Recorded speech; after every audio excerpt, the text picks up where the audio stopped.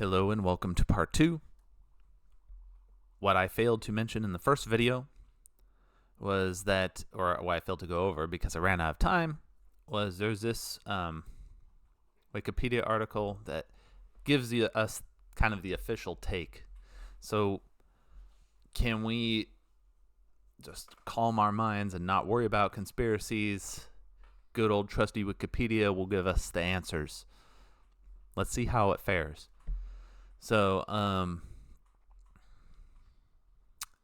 it labels it as a conspiracy theory, and we're going to check the links for all of these. As you can see, this makes up a major component of 9/11 conspiracy theories. Early advocates listed here. This is a whole thing, and this guy is the guy who makes the good page. Also, this guy was one of the main, so he's the main book writer. He's the main architect, and this guy made the Wikipedia style site. All right, so let's not get too caught off the rails here. What are they proposing? They're proposing that these alone, aircraft impacts resulting fires alone could not have weakened the building sufficiently to initiate catastrophic collapse, and that the buildings would have neither collapsed completely nor at the speeds they did. So it's funny how those two issues, completely at the speeds they did without additional energy involved to weaken their structures. So that's exactly what our question was. How did the buildings get destroyed so rapidly and completely once collapse initiated? So that's the focus of the question. So NIST and Popular Mechanics examined and rejected these theories. Specialists in structural mechanics and structural engineering accept the model of a fire-induced gravity-driven collapse, an explanation that does not involve the use of explosives. Wow, okay, that's what the experts think. Besant. Who is this? Oh, Thomas Edgar. Group of professors say the impacts were an inside job. Okay, so this one's not really, we can delve into this, but it's, based on the title, it's not really providing support. So who are Besant and Edgar? Well, here's Mr. Besant, and here's Mr. Edgar. Both of these people gave their results theories in 2001, prior to analysis, prior to NIST's reports that came out in 2005 and 2008. We know that his collapse progression is just theoretical, and we know that his only focused on the initiation.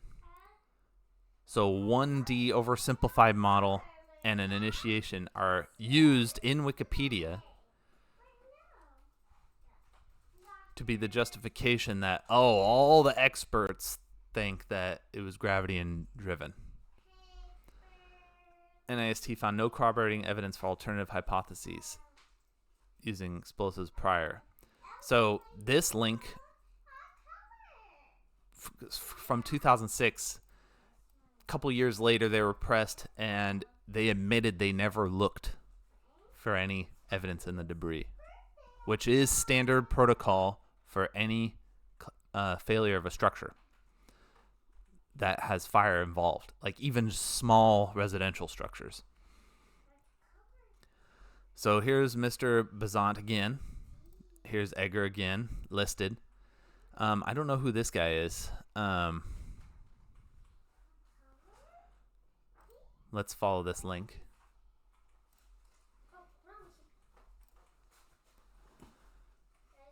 So this article came out. Excuse the noise from my kids while I'm trying to record a video. I told them that I was trying to record a video here.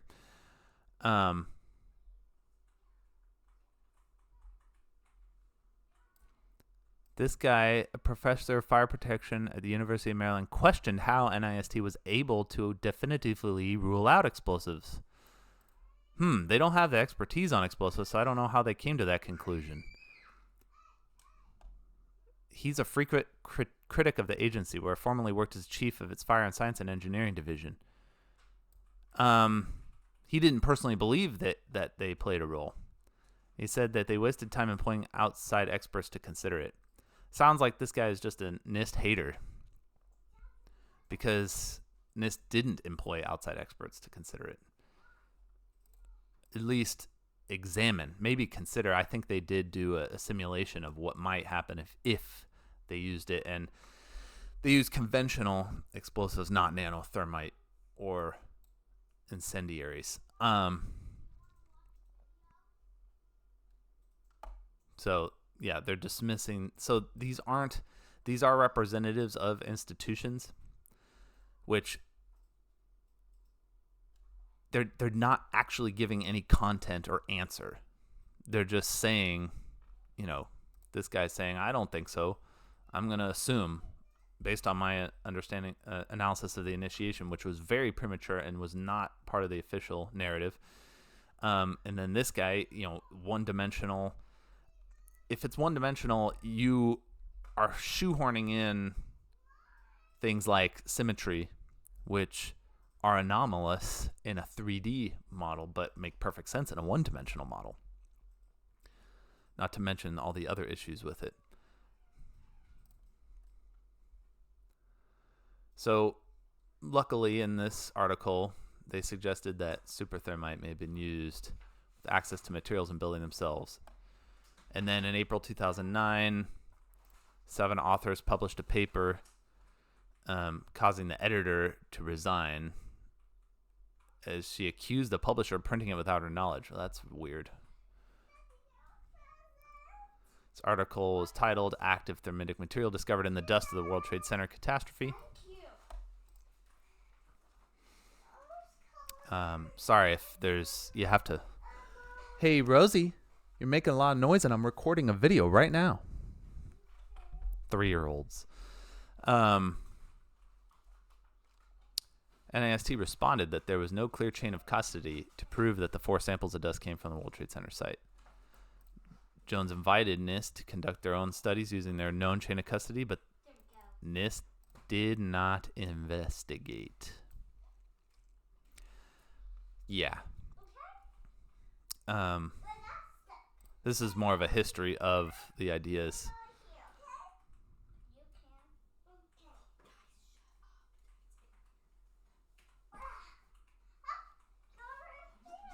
So here we go. Allegations of controlled demolition have been found to be devoid of scientific merit by mainstream engineering scholarship. So what are the links for this? Bazant. It's one guy. There's 3,600 architects and engineers who disagree with this one guy. And this one guy didn't do an analysis. He made a theoretical model that's one-dimensional. So this is super misleading. The magazine Popular Mechanics also found theories lack support in the special report debunking 9/11 myths, which has a whole book debunking this. David Ray Griffin wrote. Articles and letters by controlled demolition advocates have been published in scientific and engineering journals. That's interesting. In April 2008, a letter titled 14 Points of Agreement with the official reports. Anthony Zamboni in the Open Civil Engineering Journal. A few months later, titled Environmental Anomalies at World Trade Center, Evidence for Energetic Materials. It was published in The Environmentalist. Later that year, Journal of Engineering Mechanics published a comment by chemical engineer James Gurley, which he describes what he considers fundamental errors in 2007 paper on the mechanics of progressive collapse by Bazant. In the same issue, Bazant rebutted the arguments, finding his criticism scientifically incorrect. They suggested future critics should be more acquainted with the relevant material from an appropriate textbook on structural mechanics, or risk misleading and wrongfully influencing the public with incorrect information. I have copies of all of that. That had to do with, using a simplified understanding of Newton's third law of motion, I believe, where every force is, an impact force is met with equal and opposite force. Here's the active thermitic material again. It concludes that chips containing consisting of unreacted and partially reacted superthermite or nanothermite appear to be present. Editor subsequently resigned, so that's repetitive. The website Architects and Engineers for 9/11 Truth cites membership of over 2,400. It's now 3,600, which I printed the list. And it's funny, lots of people who are trying to debunk that or criticize that, they try to shrink the number of people with the relevant expertise. But I saw the list for myself, and there's a funnel of expertise. I think they listed 800,000 professional engineers. Only a subset of them are structural engineers, and only a subset of them are high-rise structural engineers. And according to Richard Gage, who didn't even know about any of this till 5 years later, and now founded this whole nonprofit organization, he said that most engineers aren't even aware of, let's say, for example, Building 7, or the lack of analysis. They see that, NIST published a report, they did it, we trust that institution, which is not unreasonable, especially if you have a full-time job. But the reason why, for the small numbers, and it's been growing ever since they were founded, slowly but surely, is because there actually isn't an explanation, and then the alternative hypothesis actually makes more sense, but you have to decompose that and explain that, and that takes time.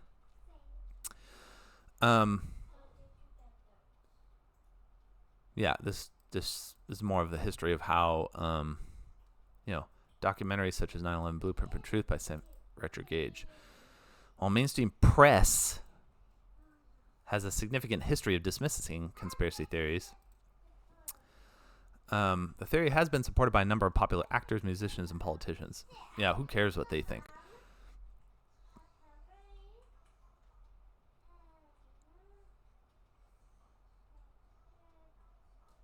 So this looks like this goes into more detail, which is good, on the main towers, and what the arguments are back and forth. Let's go to World Trade Center 7 while we have time, because this one's one of the most obvious. So let's see what Wikipedia has to say. Hit by debris, damaged by fires which burned for 7 hours, not 7 hours in a single location. 7 hours overall as the fire migrated, staying in one area for no more than 20-30 minutes. Several videos of the collapse exist in public domain, enabling comparative analysis from different angles. Proponents typically say collapse was not even mentioned in the 9/11 Commission report. It wasn't. And the federal body charged with investigating required 7 years to conduct its investigation, issue a report. It did. In November 2010, Fox News hosted members of a campaign called Building What?, where 9/11 family members asked questions about it and called for an investigation.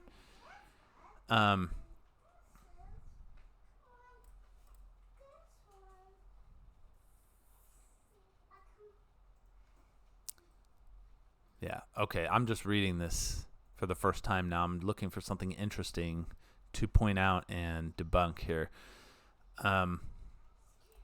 This is just more details. At the time, no steel frame high-rise had ever collapsed due to a fire, though there have been previous cases of collapses or partial collapses of smaller steel buildings due to fire. Yeah, that weren't fire protected. So here we go.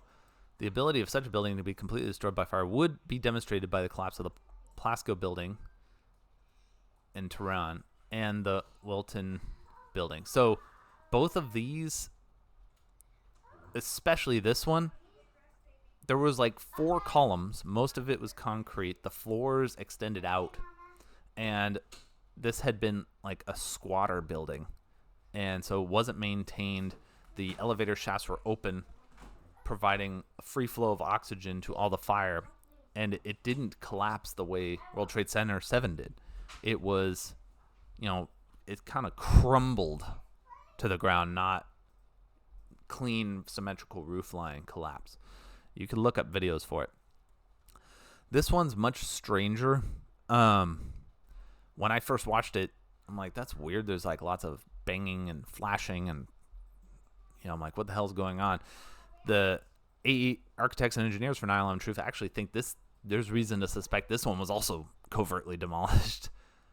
I don't have time to go down these rabbit holes, but even if it was, it's still not comparable to World Trade Center 7 because it still wasn't symmetrical, and it still wasn't at free fall. I mean, this one also crumbled. So, like, it takes a lot of effort to get a building to fall the way we saw it.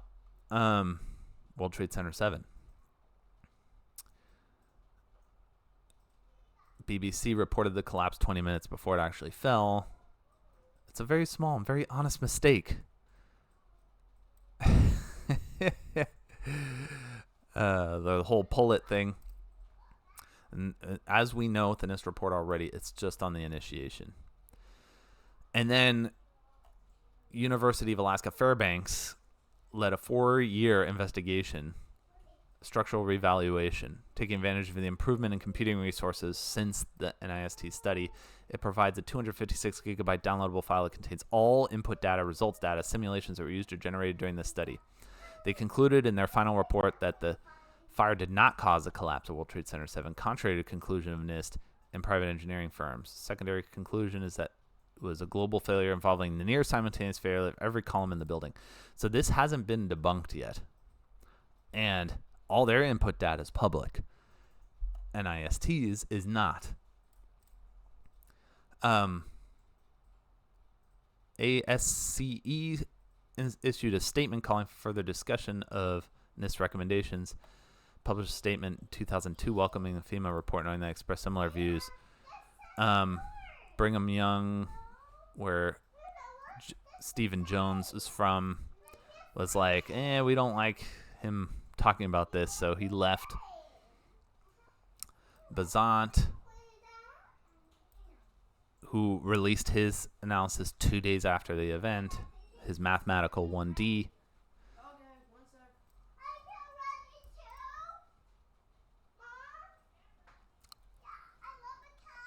He said one of the effects of a more detailed modeling of the progressive collapse could be to dispel the myth of planet explosives.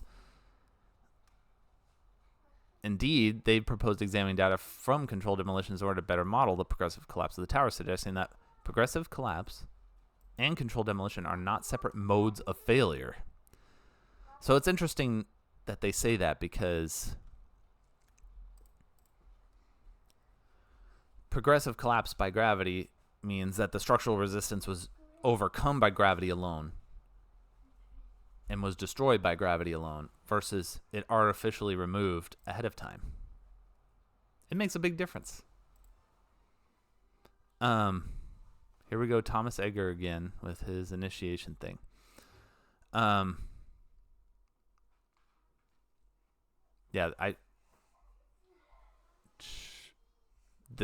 These are more logistical critiques, not collapse progression critiques.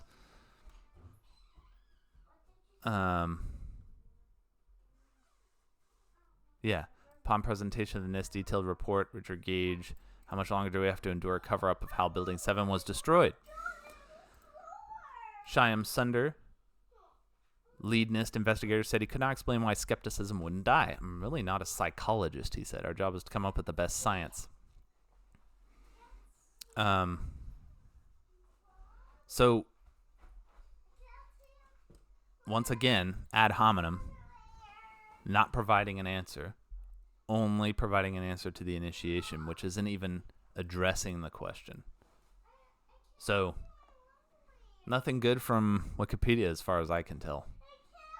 All right, hopefully this video works and you don't hear all my kids whining in the background 24/7.